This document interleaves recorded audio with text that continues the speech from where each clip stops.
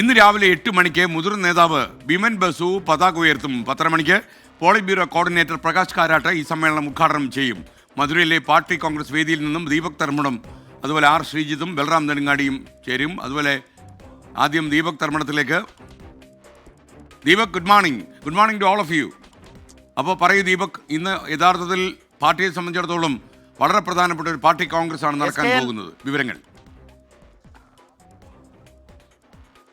അതെ SKN, എല്ലാ അർത്ഥത്തിലും പാർട്ടിയെ സംബന്ധിച്ചിടത്തോളം ഏറെ നിർണായകമായ പാർട്ടി കോൺഗ്രസ് ആണ്. ഒന്ന്, ആദ്യമായി ജനറൽ സെക്രട്ടറി ഇല്ലാതെ ഒരു പാർട്ടി കോൺഗ്രസ് നടക്കുന്നു. മറ്റൊന്ന്, ദേശീയ രാഷ്ട്രീയത്തിൽ പാർട്ടിയുടെ പ്രാതിനിധ്യം, പാർട്ടിയുടെ സാന്നിധ്യം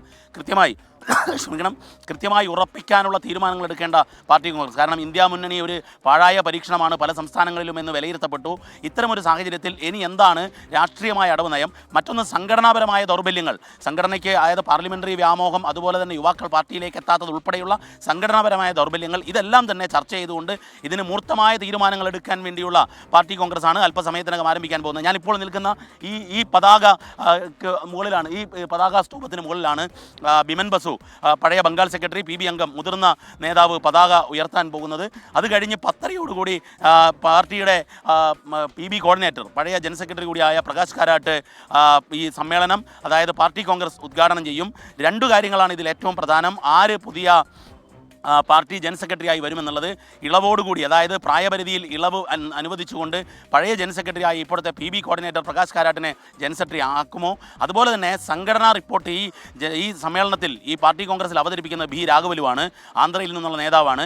സംഘടനാ റിപ്പോർട്ട് അവതരിപ്പിക്കുന്ന B രാഘവലു ജനറൽ സെക്രട്ടറിയായി വരുമോ? അതുപോലെ മലയാളിയായ MA ബേബി ജനറൽ സെക്രട്ടറിയായി വരുമോ? ബേബി വരികയാണെങ്കിൽ EMSന് ശേഷമുള്ള ഒരു ചരിത്രമാണ് അത്. കേരളത്തിൽ നിന്നും ഒരാൾ, മലയാളിയായ കേരളത്തിൻ്റെ ഒരാൾ ജനറൽ സെക്രട്ടറിയായി വീണ്ടും വരുന്നു എന്നുള്ളത്. മറ്റൊരു പ്രധാനപ്പെട്ട കാര്യം, ഈ വിശാഖപട്ടണം പാർട്ടി കോൺഗ്രസിൽ സംഘടനാ റിപ്പോർട്ട് അവതരിപ്പിച്ച സീതാറാം യെച്ചൂരി ജനറൽ സെക്രട്ടറിയായി മാറിയത് നമ്മൾ കണ്ടതാണ്. അതുപോലെ തന്നെ അത്തരമൊരു നീക്കത്തിൻ്റെ ഭാഗമായാണോ സംഘടനാ റിപ്പോർട്ട് അവതരിപ്പിക്കാൻ B രാഘവലുവിനെ ഇന്നലെ ചേർന്ന PB ചുമതലപ്പെടുത്തിയത് എന്നുള്ളത് കൂടി നോക്കേണ്ടതാണ്. ഏതായാലും ഇതിനെല്ലാം തീരുമാനം ഏതാണ്ട് 5-ാം തീയതി വൈകിട്ടോടുകൂടിയാണ് ആവുക. 5-ാം തീയതി വൈകിട്ട് ചേരുന്ന പോളിറ്റ് ബ്യൂറോയിലാണ് ഏതാണ്ട് ധാരണയാവുക.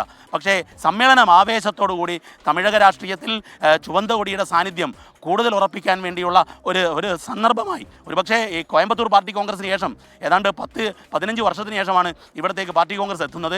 അതിനെ പരമാവധി രാഷ്ട്രീയമായി ഉപയോഗിക്കുക എന്നുള്ള ലക്ഷ്യത്തോടു കൂടിയാണ് തമിഴകത്തെ പാർട്ടി ഘടകങ്ങൾ വലിയ ആവേശത്തോടുകൂടി സമ്മേളനം ഒരുക്കിയിരിക്കുന്നത്. SKN. Okay, thank you Deepak തർമണം.